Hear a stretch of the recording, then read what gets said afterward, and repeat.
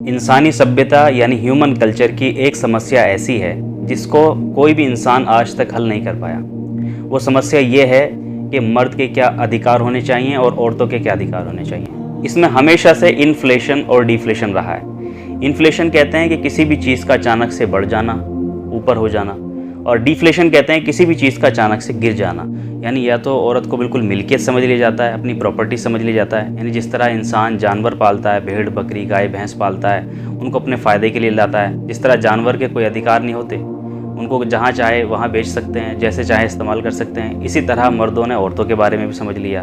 उनके कोई legal rights नहीं, माँ बाप ने जहाँ चाहा वहाँ ब्याह करा दिया, जिसके चाहे हवाले कर दिया। उनकी मर्जी पूछने का कोई सवाल ही नहीं, उनका कोई लीगल स्टेटस है ही नहीं। इस इंतहा को डिफ्लेशन कहते हैं, यानी औरतों के अधिकार में नीचे गिरावट आ जाना। या फिर औरतों के अधिकारों में इन्फ्लेशन हो जाता है, यानी बिल्कुल मर्द के कंधे से कंधा मिलाकर औरत चलती है।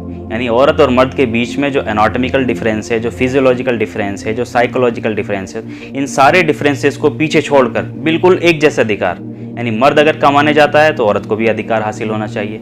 मर्द अगर रात को देर से घर आता है तो औरत को भी अधिकार हासिल होना चाहिए। मर्द अगर निक्कर बनियान में घूमता है तो औरत को भी बिकनी पहन के घूमने का अधिकार होना चाहिए। मर्द खाना नहीं बनाता तो औरत को भी ये अधिकार होना चाहिए कि वो भी खाना ना बनाए। मर्द बच्चे नहीं संभालता तो औरत क्यों संभाले? फिर औरत को भी अधिकार होना चाहिए कि वो भी इन सारे बंधनों से आज़ाद हो।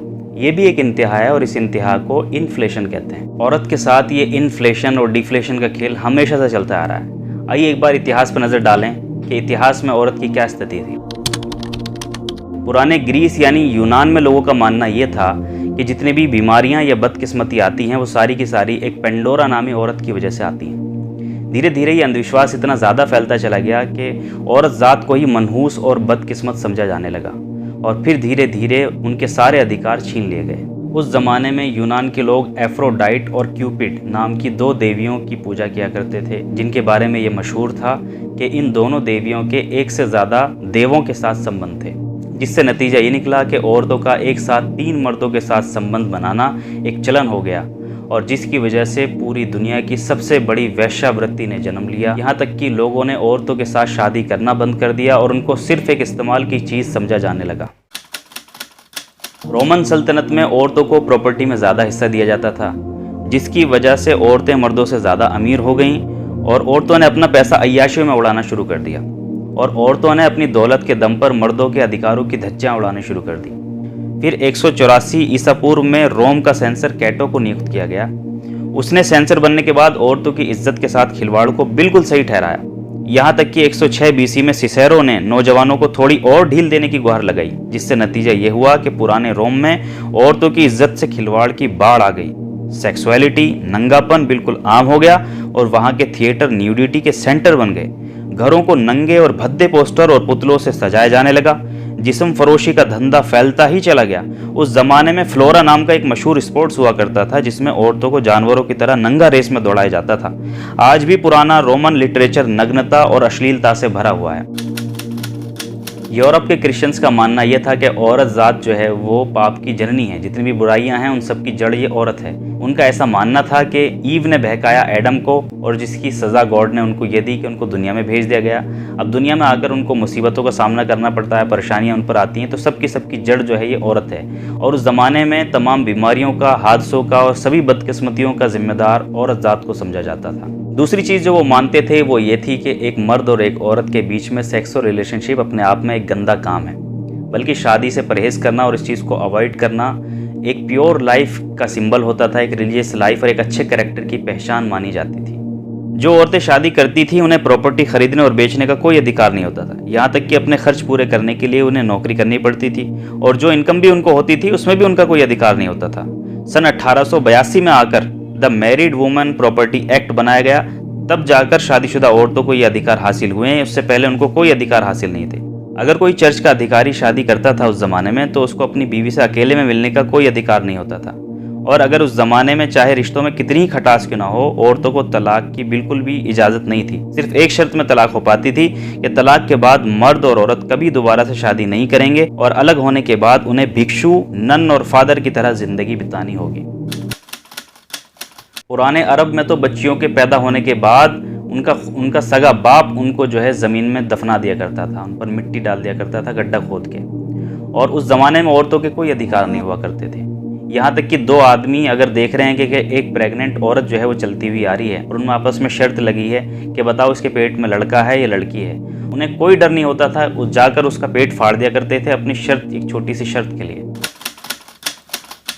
पुराने भारत के अंदर सती प्रथा हुआ करती थी, यानी औरत को कोई अधिकार नहीं हुआ करता था। अगर उसके पति की मृत्यु हो जाती है, अगर उसके शौहर का देहांत हो जाता है, तो उसको भी उसकी चिता के साथ जिंदा जला दिया जाता था। आप इमेजिन कर सकते हैं, अगर किसी के पति का देहांत हो गया है तो दोबारा से उसको नई जिंदगी की शुरुआत करने का कोई अधिकार नहीं हुआ करता था।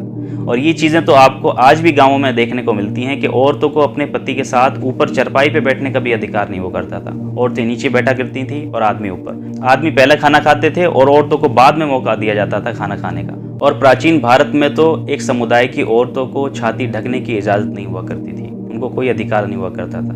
अगर वो अपनी छाती ढकेंगी तो उनसे टैक्स वसूल किया जाता था।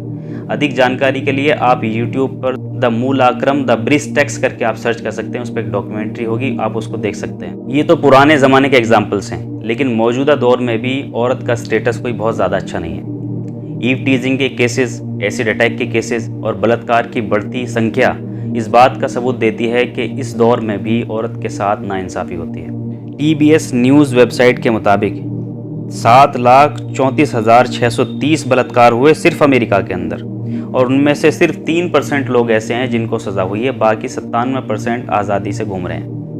इंडिया में भी कोई बहुत अच्छी कंडीशन नहीं है। नेशनल क्राइम रिकॉर्ड ब्यूरो जो गवर्नमेंट का एक डेटा है, NCRB के मुताबिक 2021 का सर्वे मैं आपको बता रहा हूँ, 2021 में 31,677 रेप केसेस जो हैं वो रजिस्टर किए गए हैं। यानी एक दिन में 86 औरतों के साथ बलात्कार इंडिया के अंदर होता है।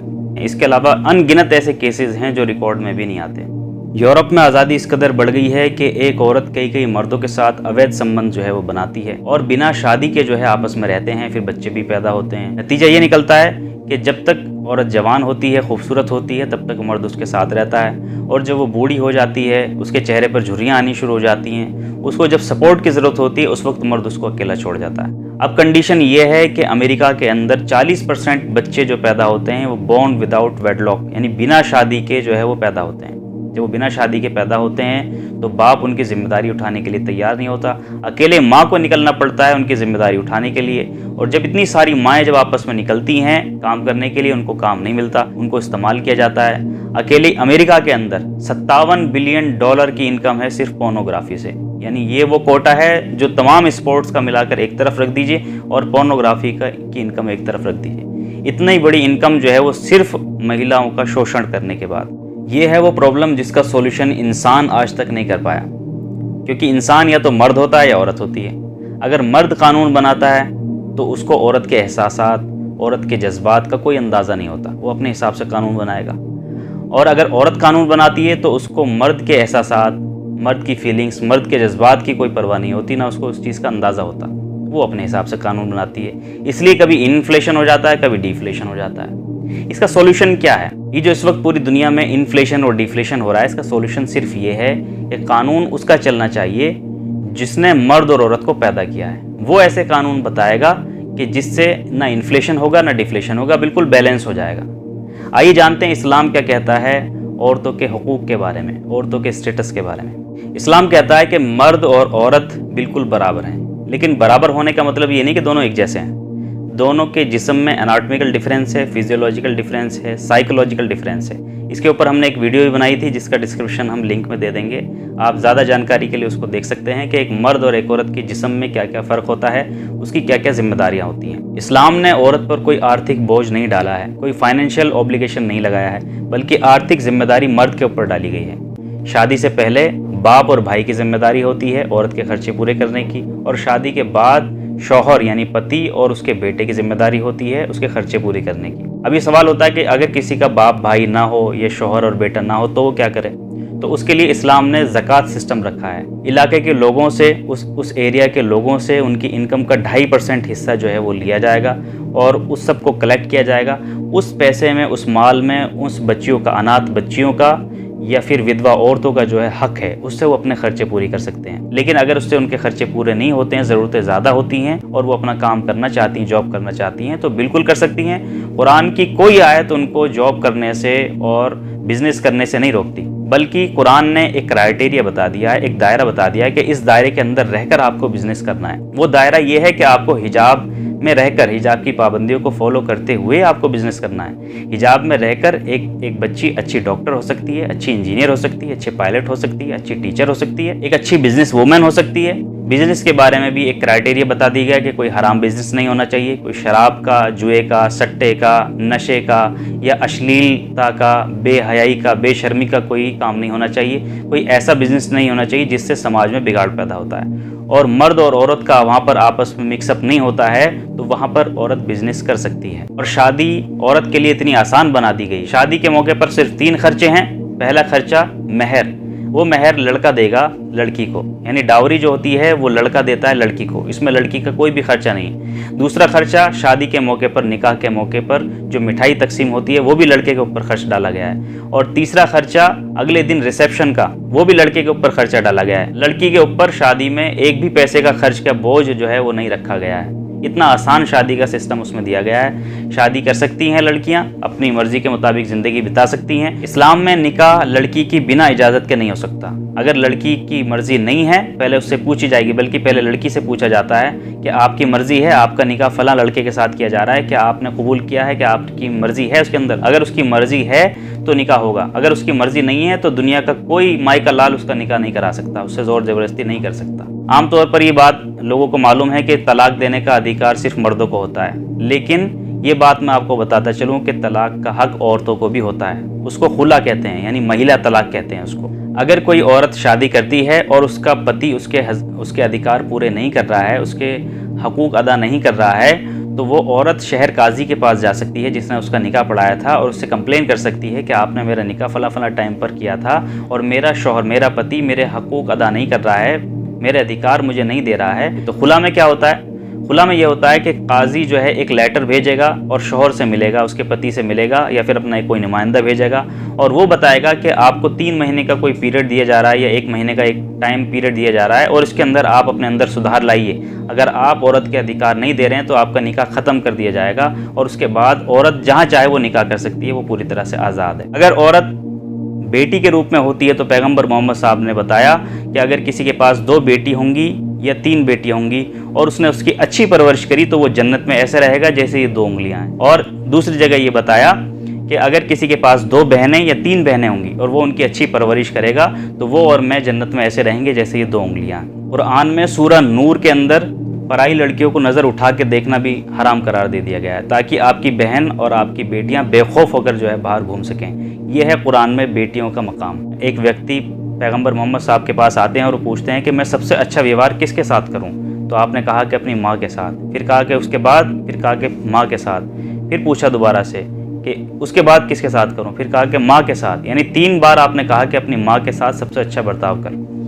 पैगंबर मोहम्मद साहब ने बताया कि माँ के पैरों के नीचे जन्नत है। माँ के साथ ऊंची आवाज़ में बात करना, उनके सामने कंधे अकड़ाकर चलना भी हराम करार दे दिया गया है। ये है वो ओहदा जो माँ को दिया गया है। सऊदी अरब की अदालत में एक अजीब व गरीब केस आया। उसमें 2 भाइयों ने अदालत में केस दर्ज किया और बड़े भाई ने कहा कि मेरी जो माँ है वो बहुत दिनों से छोटे भाई के पास है और मैं उसकी सेवा करना चाहता हूँ, ये मेरे पास नहीं छोड़ता। फिर बड़े छोटे भाई से पूछा गया तो कहा कि मैं जो है जन्नत हासिल करना चाहता हूँ, इसलिए मैं इसकी सेवा करना चाहता हूँ। एक तरफ जो है वृद्धाश्रम खुल रहे हैं और लोग अपनी आज़ादी के जश्न में अपने बूढ़ी माँ को जो है वो घर से बाहर निकाल देते हैं, वृद्धाश्रम में, ओल्ड एज होम में जो है दाखिल कर देते हैं। दूसरी तरफ देखिए, दूसरी तरफ ये रुख है कि 2 भाइयों के अंदर लड़ाई हो रही है कि मैं माँ की सेवा करूँगा, मैं माँ की सेवा करूँगा।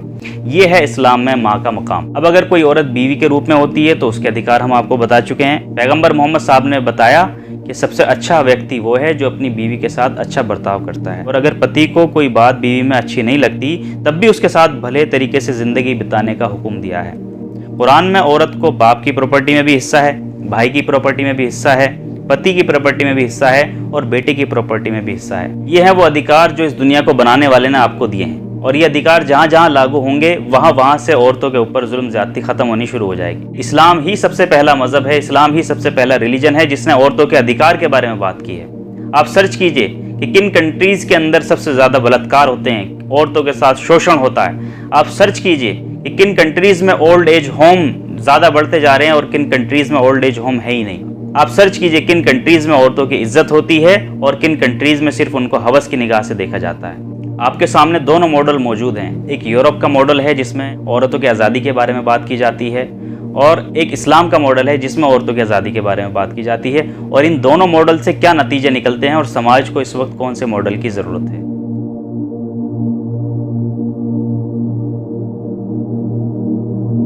अगर आपको ये वीडियो अच्छी लगी है तो वीडियो को लाइक कीजिए और चैनल को सब्सक्राइब कीजिए। अस्सलाम वालेकुम।